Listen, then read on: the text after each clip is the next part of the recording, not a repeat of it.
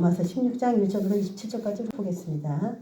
제목은 고마운 사람들이에요. 고마운 사람들. 오늘 이름이 굉장히 많이 거론이 됐습니다. 많은 사람들의 이름이 거론됐는데 이 사람들은 오늘 제가 그림을 이렇게 띄우는 것처럼 색깔이 굉장히 아름답잖아요. 예쁜 색깔들이 막 있는데 그 중에도 저렇게 독특하게 꽃처럼 드러나는 그런 사람, 그런 모습이 있는 것처럼 사도 바울의 그런 사역 가운데도 굉장히 많이 도와주고 힘이 됐던 그런 사람들의 이름이 나열됐습니다. 자, 우리가 로마서를 오래 읽었는데 여기에서는 굉장히 긍정적인 사람들이 소개가 되고 있거든요. 로마서뿐만 아니라 다른 이제 서신서에서도 보통 마무리에 이제 이런 사람을 조심하고 이런 사람은 감사하다 이런 식으로 서신서는 주로 그렇게 되어 있습니다. 근데 딴 데는 꼭 교회 해코지를 하거나 문제를 일으키는 그런 사람들의 이름도 한두 명씩 거론이 돼요. 근데 로마서에서는 다행히 또 고맙고 수고한 사람들, 그런 사람들의 이야기만 거론돼 있어서 참 감사한데, 우리가 로마서를 배웠을 때 맨 처음에 시작했던 것처럼 이 로마서는 자신이 지금 당장 갈 수 있는 그런 상황이라면은 그냥 갔겠죠. 가가지고 복음을 쫙 전했으면 좋을 텐데, 로마라는 그런 곳이 가기가 굉장히 우리가 지도를 매일 보지만은 멀리 떨어져 있기 때문에 누군가가 협력해서 사도 바울을 도와주지 않으면 그 로마라는 곳까지 굉장히 멀어요. 거리가. 도움을 받아야 되고 또 상황이 또 허락이 돼야 되고 여러 가지 그런 문제들이 있기 때문에 금방 갈 수 없다.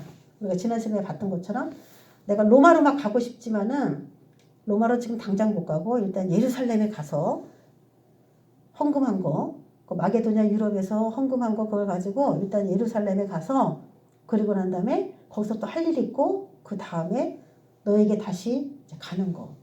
이런 이제 로마에 갈 일이 굉장히 멀리 계획이 되어 있습니다. 그래서 이 로마서를 우리가 봤잖아요. 쭉 봤는데 교리가 굉장히 강력하죠. 그래서 로마서에 있는 교리들이 왜 이렇게 체계적이고 완성도가 굉장히 높아요. 그래서 신약에서는 신약의 꽃이라고 할 만큼 로마서가 굉장히 중요한 부분을 다루는데 금방 찾아가지 못할 거고 언제 갈지 모르기 때문에 가서 할 말을 굉장히 일목요연하게 쓴 거예요. 이 로마서에는. 그래서 교리에 아주 꽃이라고 볼 수도 있는 거죠. 그래서 로마서를 보면은 다른 서신서에 없는 아주 구체적인 내용들이 나올 수밖에 없는 그런 일들인데, 서신서는 항상 앞에는 교리, 뒤에는 세상활 이렇게 기록이 된다 그랬어요. 전반부엔 다 교리예요. 그 그리스도의 복음, 율법과의 비교 이런 것들이 쭉 나오고 왜 율법은 복음과 무엇이 다르냐, 죄의 문제 이런 것들을 앞에 부분에 쭉 다루고 뒤에는 그럼 우리가 그리스도를 믿는 사람으로서 어떻게 생활해야 되냐, 새 생활 그런 게 이제 언급이 됐고, 오늘 우리 16장처럼 맨 마지막에는 안부, 끝인사 뭐 이런 식으로 이루어졌습니다. 자, 오늘 16장부터 한번 보겠습니다. 내가 갱그레아 교회의 일꾼으로 있는 우리 자매 베베를 너희에게 추천한다 이렇게 얘기를 합니다. 내가 너희에게 추천한다 그런 거 보니까 지금 베베가 거기 있는 사람은 아니에요. 로마에 있는 사람은 아닙니다. 자, 한번 지도를 한번 볼게요. 바울이 추천하는 자 베베. 여기에서는 교회의 일꾼으로 있는 우리 자매 베베 이렇게 나왔죠. 우리 자매, 교회의 일꾼. 그 일꾼에서는 원어로 보면은 사역자라고도 번역을 할 수 있고 지금으로 말하면 집사라고도 번역이 돼요. 그런데 그 당시에 집사가 있었다는 게 참 특이하고 번역본 중에 일부는 집사라고 번역을 실제로 했어요. 그래서 이 베베 집사 이렇게 볼 수 있는데, 그 시대만 해도 여자들을 그렇게 교회에서 일꾼으로 막 세우고 쓰고 한다는 게 굉장히 생소하거든요. 그런데 이 베베는 집사로서 교회에 헌신하고 봉사하는 그런 사람으로서 세워놨다는 거, 그게 좀 특이해요. 왜냐면 집사의 직분을 받는 이야기가 성경에 나오는데 한 집에 남편으로서 이런 단서들이 있어요. 그래서 여자는 집사를 세우면 안 된다. 뭐 요즘에도 그 보수 정통 그런 교단에서는 막 그거 엄청 얘기하거든요. 한 가정의 남편으로서 이렇게 됐기 때문에 여자는 집사 안 된다. 그러면 이제 묻고 싶지. 여종과 남종에게 성령을 부어준다고 성경에선 그랬는데 남자에게 부어주면 이제 집사로도 쓰고 사역자로도 쓰려고 부어줬다 치자면은 여자에게 성령을 부어주면 그럼 여자는 뭐 해야 돼요? 여자는 뭐 설거지 해야 돼요? 여자에게 성령을 부어주면 여자는 설거지 해야 돼요? 교회 일을 가르치는 것도 못하고 아무것도 못해서? 성령을 부어주시는 이유는 뭐냐면 그 사람이 가지고 있는 하나님에 대한 깨달음, 하나님에 대한 아는 지식들, 하나님과의 풍부한 경험 이런 것들을 누군가에게 소개하고 그 사람들을 따라오게 하는 거예요. 그리스도에게로 인도하는 인도자입니다. 그렇기 때문에 성령을 부어주는 거예요. 가치 있는 사역을 위해서죠. 그런데 이제 베베 같은 경우에 실제로 집사로 번역된 번역본도 있고 또 집사인 이 베베를 어떻게 표현하고 있냐면은 2절 끝에 나의 보호자가 되었습니다. 이렇게 표현하고 있는데 이 보호자는 보통 성경에서 원어로 보면은 남자에게 쓰는 표현이지 여자에게 사도 바울의 보호자다 이렇게 안 쓰거든요. 근데 이 원어를 가만히 보면은 사도 바울의 보호자로 그렇게 쓰여지는 이 용도상 보통 이 단어는 물질로 후원한 자, 교회에 물질을 투자한 자, 그런 자로 보통 쓰는 단어입니다. 그래서 베베가 교회를 위해서 몸으로 물질로 엄청 많이 헌신을 했다는 것을 알 수가 있어요. 자, 바울이 2차 전도 여행할 때 고린도에서 2차 전도 여행할 때 여러분 이렇게 쭉 가가지고 고린도 지역 갔다가 이렇게 온 거 지도 이렇게 생각나시죠? 2차 전도 여행하고 3차 전도 여행하고 지도가 거의 비슷합니다. 바울이 2차 전도 여행 시 고린도에서 아굴라와 브리스길라 부부와 만나서 함께 세운 교회가 고린도 교회입니다. 그래서 지금 지도에서 글씨가 쬐끔해서 제가 써놨는데 고린도 그 바로 밑에가 갱그레아 지방이에요. 그래서 이 고린도는 2차 전도 여행 때 세워졌고 이 고린도를 중심으로 복음이 그 주변 지역으로 확산이 되기 시작했어요. 그래서 주변에 생긴 많은 교회 중에 하나가 갱그레아 교회인데 이 베베가 그 고린도 바로 밑에 있는 그 갱그레아 교회에서 그렇게 주님을 위해서 열심히 섬겼다는 거예요. 그 결과 세워진 교회 가운데 하나가 갱그레아 교회. 그런데 이 갱그레아 교회에 있는 베베를 지금 사도 바울은 로마에 있는 이 교회에게 이 자매를 지금 추천하고 있어요. 그래서 이걸 어떻게 해석하냐면은 지금 이 편지를 누가 가지고 왔느냐? 베베가 이 편지를 가지고 로마 교회에 갔는데 여자잖아요. 여자고 또 그 당시 교회가 유대인 중심으로 이루어진 교회이기 때문에 여태까지 배웠잖아요. 이방인에 대해서 굉장히 멸시하는 그런 분위기가 있어요. 유대인 중심적 교회, 복음이 들어갔지만은 아직도 하나님을 믿는 백성 중에 많은 부분들은 유대인들이 차지하고 있습니다. 그래서 이방인 이 베베가 갔을 때 우리처럼 인종차별 막 그런 거 유럽에서 지금 아시아계 인종차별 하듯이 그렇게 또 여자니까 그렇게 무례하게 대할까봐 걱정돼서 여기다 이렇게 기술을 한 거예요. 너희는 주 안에서 성도들에 합당한 예절로 그를 영접하고 내가 보낼 테니까 베베를 추천하는데 너희들은 그를 잘 맞아줘라. 무엇이든지 그에게 소용되는 바를 도와줘라. 어렵지 않게 해달라. 이거죠. 이는 그가 여러 사람과 나의 보호자가 되었습니다. 물질로 많이 섬겨준 정말 나의 핵심적 인물이다. 제가 이 말씀을 보고서 느끼는 거는 사도 바울의 그 마음속에 이 베베라고 하는 이 자매는 굉장히 없으면 안 되는, 다른 사람이 하찮게 보면 안 되는 그런 사람이라는 그런 마음이 여기 많이 녹아 있어요. 굉장히 내가 아끼는 사람인데 혹시 내가 이 일을 시켜서 상처를 받으면 어떡하나 그런 거예요. 그런 것처럼 이 베베는 사도 바울의 마음에 굉장히 강한 협력자와 조력자로 새겨져 있습니다. 우리 교회가 이제 20년 이 교회에서 이제 있었고 그동안에 이제 많은 분들이 저를 위해서 섬겨주시고 도와주시고 저도 이걸 이렇게 생각하면서 이제 개척해서 나가시는 우리 목사님들 계셔서 참 감사하고 저도 이제 열매가 있어서 여기서 참 보람된 일들 많이 했다 생각하는데 저 혼자 하면은 그 일들이 잘 이루어지지 않았겠죠. 십시일반으로 같은 마음으로 반주로 찬양으로 음식 봉사로 뭐 청소로 여러 가지 그냥 설교도 돌아가시면서 하면서 이렇게 도와주신 분들에게 이 시간을 빌어서 참 감사드리고 이제 한 1, 2주만 있으면은 개척을 하실 텐데 가셔서 잘 이제 섬겨주신 만큼 또 하나님이 일꾼들을 붙여주십니다. 할렐루야. 그러니까 좋은 분들과 함께 하셔야지 목회는 교회는 절대로 혼자서 한 그런 곳이 진짜 아니기 때문에 이 베베와 같이 가슴속에 남는 사람들이 있어요.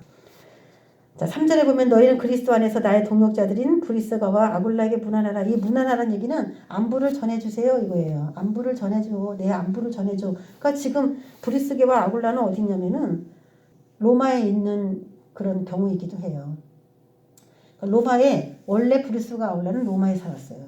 로마에 살고 있다가 황제가 추방령, 유대인 추방령을 내려서 고린도에 가서 사도 바울을 만나가지고 고린도 교회가 세워졌다 그랬잖아요. 지금 브리스가 아굴라가 그 다음에 에베소 지역에 있었는데 지금 보니까 로마 교회에 있는 거예요. 그것처럼 이들이 장막 짓는 일을 했기 때문에 한 곳에 머물지 않고 돌아다니면서 일을 했다는 그런 얘기가 되죠. 그들은 내 목숨을 위하여 자기들의 목까지도 내놓았나니 나뿐 아니라 이방인의 모든 교회도 그들에게 감사하니라. 그러면서 인사를 전합니다. 또 저희 집에 있는 교회에도 문안하나 내가 사랑하는 에베네도에게 문안하다. 이제 문안을 쭉 합니다. 자, 문안하라인데 이름이 굉장히 많아요. 쭉 나오는데 그 인사 내용이 참 그 사람을 나타내는 어떤 별명 같은 거거든요.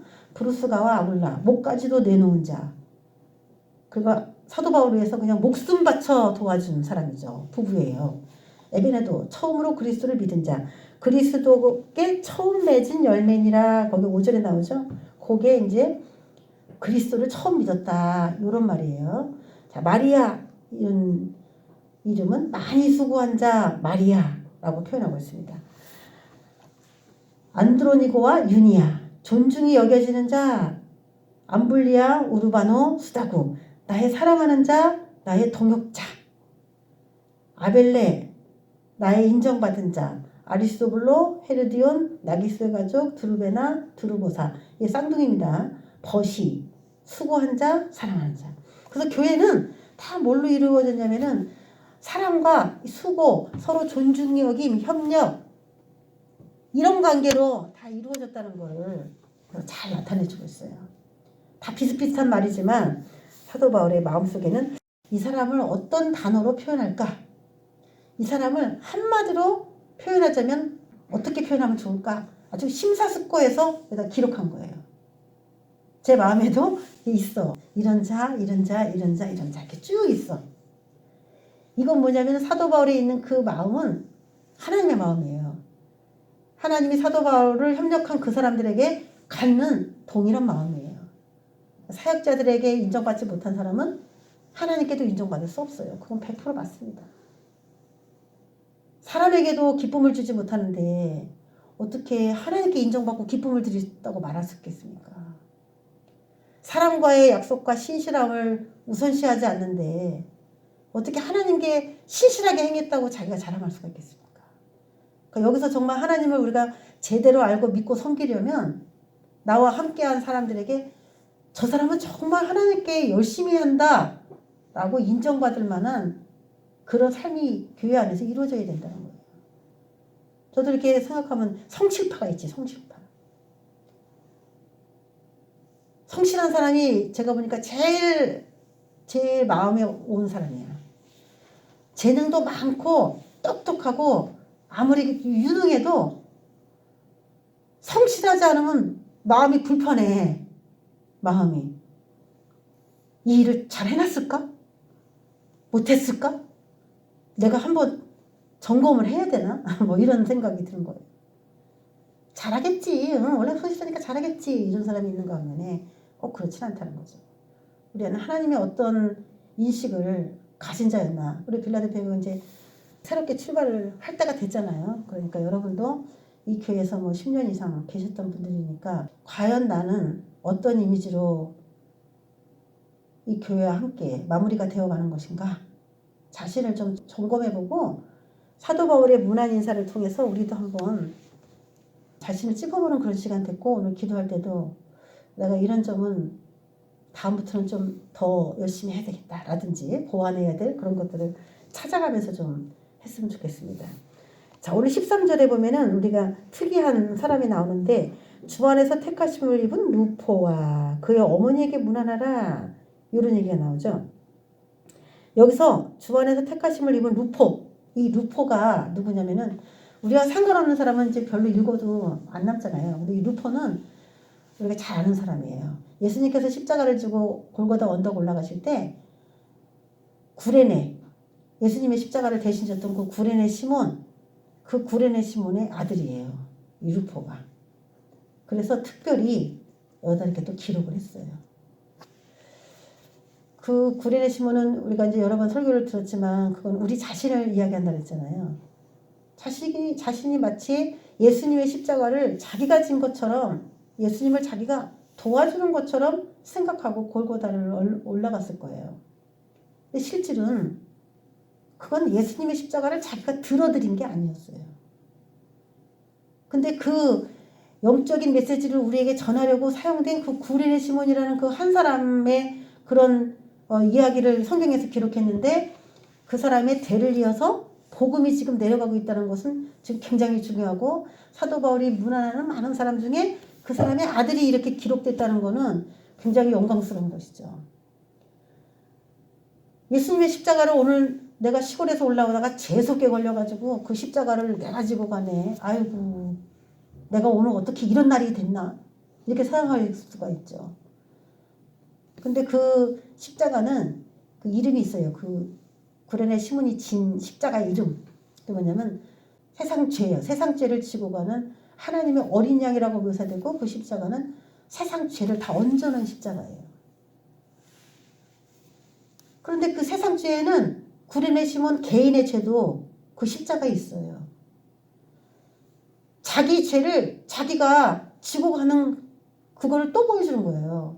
예수님은 모든 인류를 위해서 십자가를 지셔야 될 의무가 있으신데, 구레네 시몬은 왜 거기에 같이 예수님의 십자가를 지고서 같이 걸어가는 모습을 성경에서 굳이 그걸 기록을 했느냐. 사람마다 각자가 다 자기 십자가를 지고 자기를 부인하고 나를 쫓아야 된다라고 이야기를 한 본문들이 있습니다. 그러니까 우리는 십자가를 안 지는 게 아니고 예수님이 지금 똑같은 모습이에요. 지금 구레네 십자가는 예수님 걸 자기가 들어드린 게 아니라 자기 죄에 대한 자기 십자가를 지고 가는 거예요. 매 맞고 침뱉음 당하는 건 누가 당하냐? 예수님이 당하는 거죠. 원래 누가 당해야 돼요? 구레네 시몬 자신도 자기 죄로 인하여 그 짐을 지고 갈 거기 때문에 사람들이 멸시하고 조롱하고 손가락질하고 다 그렇게 해야 돼요. 근데 실제로는 그 모든 수치와 굴욕을 다 예수님이 당하시는 거고, 구레네 시몬은 그 옆에서 십자가를 같이 지고 같이 동행하는 거죠. 동행.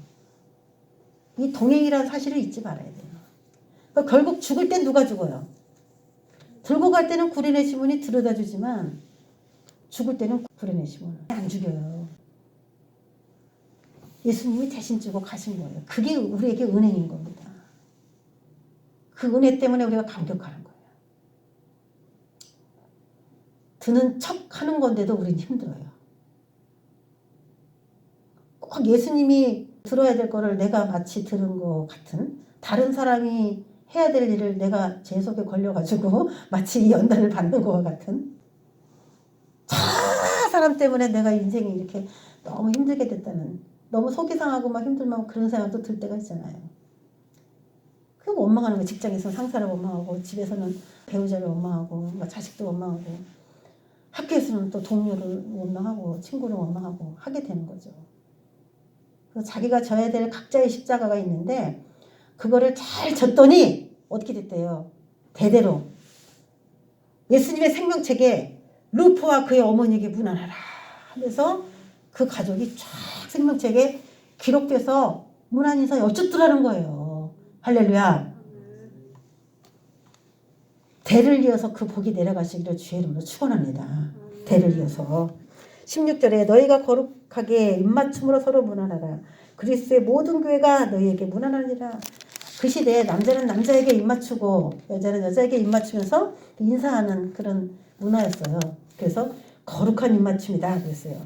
자, 마지막에 이제 마무리하면서 걱정되는 게 있어요. 항상 사도 바울이 걱정돼서 적어놓는 것이 있어. 교회에서 이단들이 들어와서 휘집어 놓을 때 이 믿음이 없는 교회가 사도 바울이 말한 게 저 사람이 말하는 거랑 틀리네? 하면서 교회가 분열되는 이런 이야기들이 교회의 서신서마다 항상 나와요.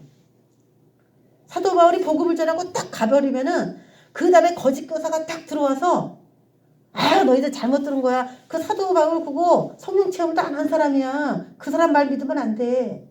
그러면서 교회를 후딱 뒤집어 놓고 들어보니 그런 것 같네. 이렇게 하와처럼 미혹되는 사람들이 각 교회마다 다 있었어요. 자신의 교회에서 하나님께서 붙여주신 그 사역자가 한 얘기가 믿어지지 않으면 그 사람은 병든 거예요. 자신의 그 교회에서 선포하는 그 내용조차도 의심스럽게 생각한다면은 영적으로 자립을 할 수 있다면 모를까 어려운 거예요. 그런데 이 교회도 로마에도 걱정되는 거예요. 형제들아 내가 너희를 권하노니 17절에 너희가 배운 교훈을 거슬러 분쟁을 일으키거나 거치게 하는 자들을 살피고 그들에게서 떠나라. 예, 당부합니다. 마지막에 당부. 뭐하라? 떠나라. 떠나라는 거예요. 오늘을 보면은 그 요셉이 보디발의 그 아내가 막 꼬드길 때 옷을 버려두고 도망갔죠. 그때 썼던 얘기가 그 도망가다 그 원어로 썼어요. 도망가다. 하지 마세요. 아 싫단 말이에요. 안 돼요. 이러고서 주인에 대한 예를 차리려고 했으면은 그 보디발의 아내가 그냥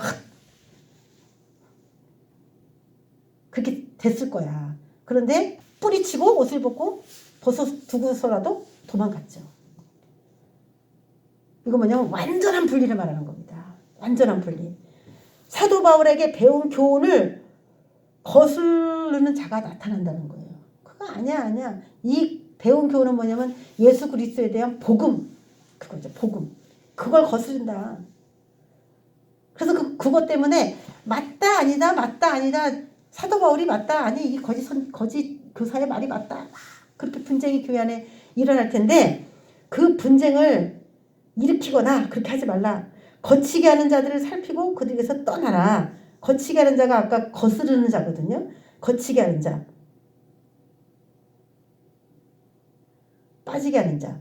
잘못된 교훈에 빠지도록 그렇게 또 하는 협력자들이 있어 또. 사탄의 그런 움직임에 동조해주는 자 있어. 같이 동조해주는 자. 여러분 사탄은 먼 데가 있는 게 아니에요. 저 바깥에 있는 게 아니에요. 성령과 사탄은 우리 안에서 마음 먹은 대로 살아가도록 그렇게 사람을 갖고 집으로 사용하는 존재예요. 어떨 때는 성령이 사람으로서 일할 때도 있지만 어떨 때는 저 사람이 일하는 게 왜 저러지? 라고 이상하게 생각되는 걸 두 가지 행동을 우리는 다 할 수 있어요. 근데 교회 안에도 잘하다가 엉뚱하게 탁 틀어서 이렇게 사람들을 거치게 하고 넘어지게 하는 이런 사람도 있습니다. 여기 거치게 한다는 얘기는 덫, 함정, 장애물 이런 뜻이 있어요. 파놓고 사람이 탁 빠지게끔 하는 일부러. 그런 이상한 성격을 가진 사람들이 교회에 있단 말이죠. 이상한 영성을 가진 사람. 그들은 어떡하라? 떠나라 이거예요. 떠나라. 완전 분리해라. 자, 그들은 왜 그렇게 진리가 아닌 것에 마치 진리인 것처럼 빠져서 일했을까요? 18절 보면은 우리 주 그리스도를 섬기지 아니하고 다만 자기들의 배만 섬기기 때문에 그랬다 이렇게 나옵니다. 이 교회나 교회에서 하는 모든 직책을 받은 사람들이 자신의 욕망과 본능에 충실하기 위해서 내한테 이득이 되는 게 뭐지? 그 이득이 되는 걸 따지기 위해서 주의를 하는 사람은 반드시 복음보다 자기에게 더 유리한 이론을 취하게 돼 있어요. 거기에 빠지고 그게 맞게 들리고 맞은 거라고 확신하게 돼 있어요. 자기가 어떤 기준을 가지고 생각을 가지고 있느냐에 따라 이론도 거기에 다 맞춰져요. 딱딱딱딱 맞춰져. 그러니까 그리스도의 복음, 그게 내 인생의 사는 목표고 계획이다. 교회는 그걸 위해서 이루어진 존재다. 모든 교인은 그렇게 살아야 된다. 그 개념을 딱 가지고 있으면은 딱 들으면 탁탁탁 걸러지는데 나에게 이득이 되는 게 뭘까? 이렇게 생각하면은 교회는 또 하나의 이익 집단이 되버려요. 종교화돼 버립니다. 그런 자들. 배만 섬긴다면 딱 생각나는 게 뭡니까? 뱀. 뱀이 받은 저주가 배로 기어다녀라 그거였어요. 가장 큰 저주였어요. 발이 여러 개만 달린 짐승도 부정한 짐승이고 부정한 곤충이 되는 건데 이건 다리 여러 개를 달리는 그런 곤충보다도 동물보다도 더 저주받은 게 뭐냐면은 배로 기어다니는 거. 그러니까 몸이 땅에 많이 닿으면 닿을수록 그 사람은 육적인 자 이렇게 표현하고 있습니다. 동물로도 다리가 많으면 땅에 닿는 부위가 많잖아요. 그러면 그 사람은 육적인 자가 되는 거예요. 육적인 자, 땅에 의지하여 사는 자, 땅에 더 많이 의지하는 자, 이걸 표현하기 위해서 다리가 많은 곤충, 다리가 많은 동물 뭐 이렇게 표현하는 거예요. 날개가 있으면 어쨌든 날 수가 있으니까 그 사람은 하늘에 의지하는 그런 사람, 그런 동물 이렇게 비유한 거죠. 그런데 다리로 딛고 있어도 부정한 자인데 배가 온통 닿고 있으면 몸이 전체가 다 있다는 얘기거든요. 그 사람의 모든 생각과 모든 계획과 모든 미래의 프로그램은 다 뭘 먹고 어떻게 살아야 되나. 맨날 그것만 생각하는 거예요. 내일은 뭘 먹을까. 못 살게 되면 어떡하나. 이 땅에 있는 걱정 그것만 하라고. 돈을 벌어야 될 텐데. 돈을 벌어야 될 텐데. 돈을 벌어야 될 텐데. 여러분 그러면 동물하고 다른 게 없습니다. 동물은 눈 뜨면 뭐예요? 동물은 눈 뜨면 뭐예요? 오늘은 뭘 잡아먹나? 오늘 사냥은 할 수 있나? 어떤 놈을 잡아야 되나? 걱정거리가 동물은 오늘 뭐 먹을 거 있을까? 그것밖에 없어요. 근데 우리가 돈을 오늘 벌어서 오늘 먹어야 된다 이 생각만 하고 산다면 동물하고 다를 게 하나도 없습니다. 내가 하나님을 위해서 할 수 있는 일이 뭐가 있을까라고 생각하는 그 순간 그 사람에게 만물이 다 따라오게 되어 있습니다. 왜? 하늘은 땅 위에 있습니다. 땅에 하늘을 담을 수 없어요. 그렇지만 하늘은 땅을 품을 수 있습니다. 땅보다 위에 있단 말이에요. 우리가 하늘을 추구하고 살면 땅은 그 사람에게 귀속되게 돼 있어요. 땅의 것이 내 품 안에 안 들어올 것 같지만 하늘이 땅보다 높기 때문에 내가 높은 영역에서 이렇게 있다는 얘기는 땅이 내 품 안에 들어와 있는 존재로 그렇게 살아갈 수 있다는 얘기예요. 근데 땅에서 어떻게 할까? 땅. 무엇을 먹고 무엇을 어떻게 살고 매일 그것만 집중하다 보면은 그 사람은 하늘과 점점 멀어집니다. 결국엔 죽어서 사람이 무덤 속에 들어가잖아요. 그러면 결국 이 땅에서 살다가 하늘로 올라가야 되는 인간이 결국 땅 속에 몸은 묻히는데 영혼도 땅 속에 묻히는 그런 상태로 만들어버린 거예요. 실제로 태어날 때 땅 위로 태어나지만은 죽을 때 땅 밑으로 들어가는 그런 존재로 전락을 해버리게 됩니다. 그렇게 하다 보니까 교회에서도 그 자들 때문에 계속 분쟁이 일어나고 좋은 교훈을 전파하고 복음을 전파해도 왜곡돼서 들리고 땅하고 하늘은 안 맞으니까 서로 너무 관계가 머니까 아 하고 얘기해도 어로 들리고 그게 믿어지고 그게 좋다고 그러고 그렇게 된 거예요. 그래서 교회에서 제일 조심해야 되는 자가 육적인 자죠. 그래서 이제 교회 같은 데서 특별히 이제 고가품 아니면은 막 너무 비싸게 막 이렇게 여자들이 막 화장을 너무 요란하게 옷도 막 너무 비싼 것만 이렇게 입고 오는 사람은 교회에서 사람들이 비교하면서 위축되잖아요. 그렇죠? 위축돼요. 그러니까 교회는 순수하고 절제력 있게 그렇게 입고 그렇게 다니는 게 서로 간에 좋아요. 몸매도 너무 막 드러내고 막 그렇게 하면은 뚱뚱한 사람은 자괴감 들어. 그래서 누구하고 자꾸 비교하면서 자꾸 육신에 막 신경을 막 쓰게 된다는 거지. 얼굴이 이쁜 거야 어쩔 수 없어. 태어날 때 그렇게 태어났으니까 뭐 그거를 떡칠을 하고 다닐 수도 없고 그냥 얼굴이 이쁜 사람은 그냥 양해해 드릴게요. 얼굴 이쁜 사람은 부담 갖지 마세요. 신경 쓰지 마세요. 그거는 타고난 거라 바꿀 수가 없잖아. 에?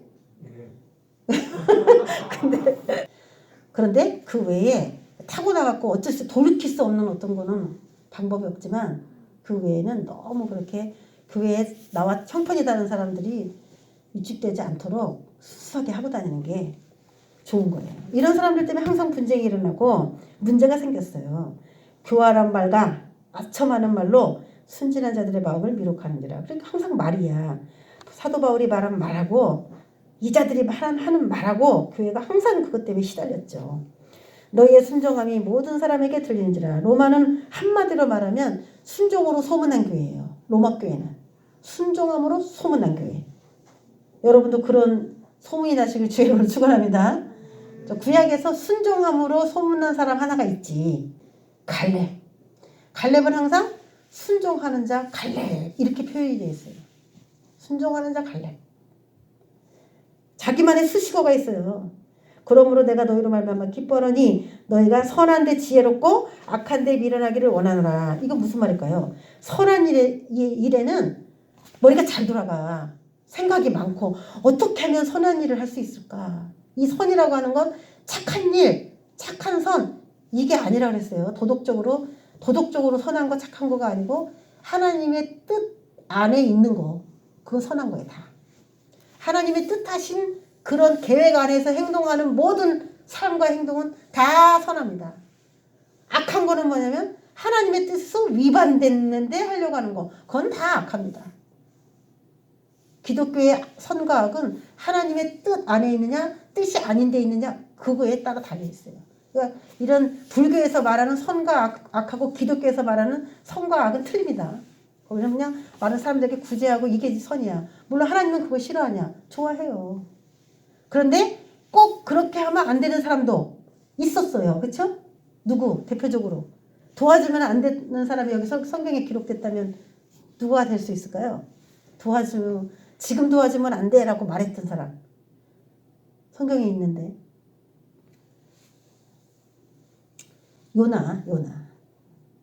요나의 물건을 다 배 밖에 다 버리고 선원들이 요나를 갖다 배에서 집어던져야 되는데 요나를 집어던질 수 없으니까 그냥 어떻게 그 폭풍을 이겨볼까 하고 그냥 배 안에 있는 짐짝을 다 버리면서 요나 하나 살리겠다고. 생명이니까. 그게 선이에요? 아니에요? 인간적으로는. 그게 선이죠. 근데 하나님의 뜻은 뭐라 그랬어요? 요나를 던져라. 요나를 던져라. 그까짓 거 던지지 마. 풍랑이 더 심해졌어요. 더 심해졌어. 야, 그거 던지지 마. 내가 원하는 건 요나를 던지는 거야. 아니, 하나님이 선지자로서 사역하려고 했던 사람인데 아니 그거를 잘못한다 그래서 그 사람을 바다로 던지라고요? 던져. 내가 알아서 할 테니까. 휙 던졌더니 큰 물고기가 삼켜가지고 거기서 훈련받고 서운기도 하고 잘하겠습니다 하고 탁 나왔잖아요. 죽이진 않아요. 하나님이 다시 쓸 수 있도록 그렇게 방법을 여시죠. 그래서 꼭 모든 사람들이 다 도와줘야만 지금 다 도와줘야 된다. 그건 아니에요. 때가 있다. 때가. 그래서 하나님의 선과 하나님의 악은 우리가 생각하는 선과 악의 기준으로 그렇게 들어가면 절대 안 된다. 물어봐야 돼. 그래서 항상 하나님께. 이렇게 하는 게 하나님이 기뻐하는 겁니까? 이렇게. 예, 많은 부분에 대해서는 하나님이 도와주는 게 선이다. 이렇게 얘기하시죠. 거의 90%는 그렇게 하시죠. 그건 아주 예외적인 조항이라는 거. 선한 데는 지혜롭고 머리를 잘 돌아가게 해야 되고 생각을 어떻게 하면 더 선하게 하지? 이걸 자꾸 생각해야 되고 악한 부분에 대해서는 미련하기를 원한다. 나는 악한 건 못해. 이런 교회가 되라. 그거죠. 평강의 하나님께서 속히 사탄을 너희 발 아래서 상하게 하시리라. 아멘. 자, 왜 이 얘기를 하냐면 평강의 하나님은 왜 이 얘기를 하냐면은 17절에 그 교회에서 분쟁을 일으키거나 그런 얘기가 나와요. 그런 자가 있다면 떠나라. 분쟁하고 반대되는 말이 뭐냐면 평강이에요. 그래서 교회가 여러 가지 이론, 교훈 이런 걸로 다투게 되면 그거는 이미 사탄이 역사한 거고 평강의 하나님이 그 교회 역사하면은 교리가 하나입니다. 예수 그리스도에 대한 교리로 온 교회가 한 입과 한 마음으로 나가게 돼 있어요.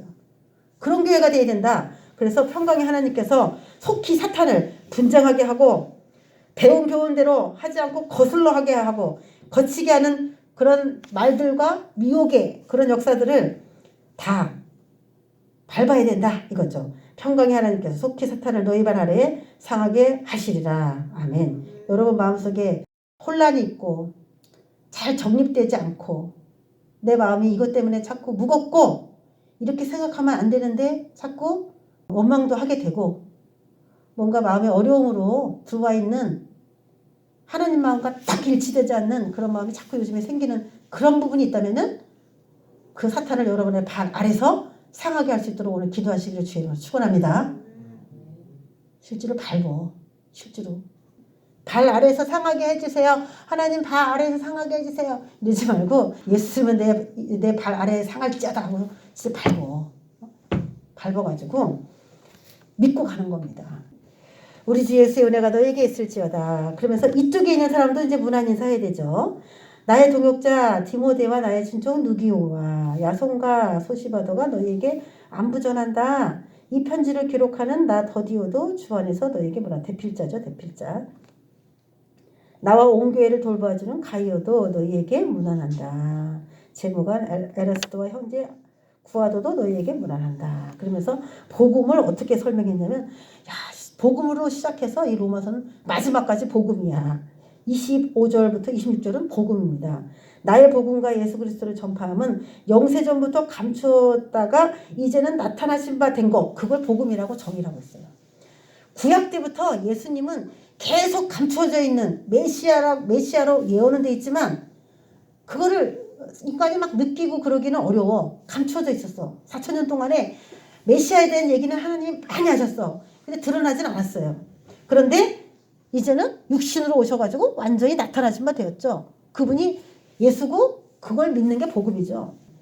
영원하신 하나님의 명을 따라 선지자들의 글로 말미암아 모든 민족이 믿어 순종하게 하시려고 알게 하신 바 그 신비의 계시를 따라 된 것이니 이 복음으로 너희를 능히 경고하게 하실 수 있다.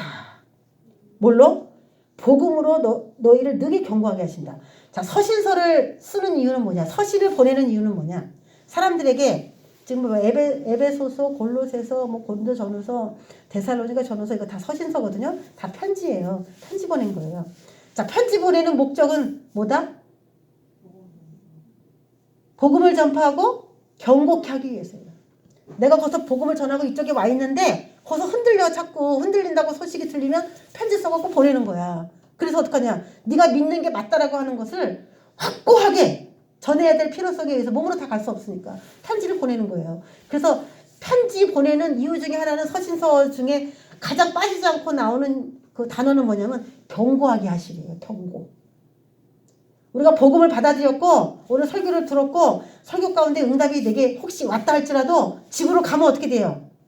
집으로 가서 상황을 보면 오늘 설교할 때 들은 얘기가 진짜 그렇게 될 수 있을까?